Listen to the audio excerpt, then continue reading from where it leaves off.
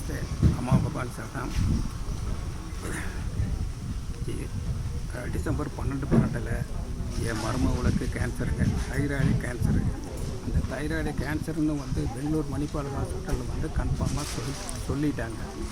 அப்புறம் பிற்பாடு சர்ஜரி தான் பண்ணி பார்க்கணும், இது ஆப்ரேஷன் மாதிரி தெரியுது, கேன்சராக இருந்தாலும் எதாக இருந்தாலும் ஆப்ரேஷன் பண்ணிடலாம் அப்படின்னு சொன்னாங்க. ஒரே ஒரு ப்ரேயர் தான், அம்மா பகவான் என் மருமகளை எப்படியாவது காப்பாற்றி கொடுங்க பகவான், ஒரே ஒரு ப்ரேயர் தான் வச்சாங்க. அப்புறம் பெங்களூர்லேயே 4-5 நாள் போயிருந்தாங்க.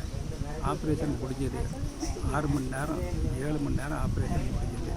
மயக்கம் தெளிகிறதுக்கு 2-2.5 மணி நேரம் ஆச்சு.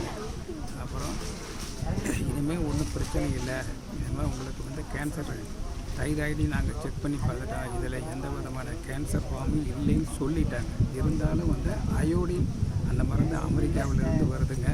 அந்த மருந்து 1.25 லட்ச ரூபா. அந்த 1.25 லட்ச ரூபாயை அவங்க மணிப்பால் ஹாஸ்பிட்டலே, பெங்களூர் மணிப்பால் ஹாஸ்பிட்டலே கொடுத்துருக்கணுங்க. கொடுக்கறதுக்கு இனிமேல் தேவையில்லை, அதான் தைராய்டை எடுத்து நம்ம செக் பண்ணி பார்த்துட்டுங்க, அதில் எந்த விதமான கேன்சர் கட்டியும் இல்லை அப்படின்னு சொல்லிங்க. பிற்பாடு அப்போலோ ஹாஸ்பிட்டலில் போய் நாங்கள் பார்த்ததில்ல, இல்லைங்க தைராய்டு ஆப்ரேஷன் பண்ணி எடுத்துட்டா அயோடின் கொடுக்கணும்னு சொல்லி பிற்பாடு 3 தடவை 4.5 லட்ச ரூபா அதுக்கே செலவாச்சுங்க. அது இல்லாத ஆப்ரேஷன் மட்டும் 12 லட்ச ரூபா செலவாச்சு. எப்படி பணம் புரட்டி கொடுத்து நான் கொண்டே கட்டுன்னு எனக்கு தெரியுதுங்க. இதெல்லாம் அம்மா பகவான அனுகிரகம் தான். 1000 கோடி நன்றிகள் மறைஞ்சோதி அம்மா பகவானுக்கு.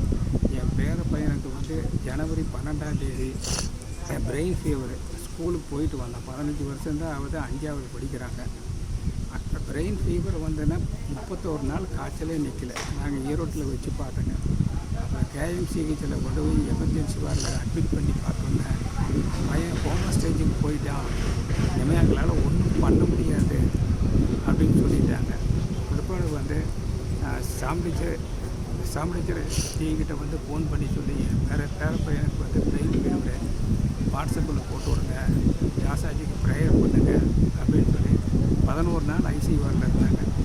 அப்புறம் தாசாஜிக்கு ப்ரேயர் பண்ணி ஒரே ஒரு மெசேஜ் மட்டும் அனுப்புனாங்க, வில் ப்ரே அப்படின்னு தாசாஜி மெசேஜ் மட்டும் அனுப்புனாங்க. 11ஆவது நாளில் கோமா ஸ்டேஜிலேருந்து பையன் வெளியே வந்துட்டான். இனிமேல் ரூமுக்கு டிஸ்சார்ஜ் ஆகலாம். இதெல்லாம் நான் எதிர்பார்க்கவே அம்மா பகவான் பரஞ்சோதி அம்மா பகவான் நடத்தி கொடுத்தது. 1000 கோடி நன்றிகள். பரஞ்சோதி அம்மா பகவானுக்கு நன்றிகள். தேங்க்யூ.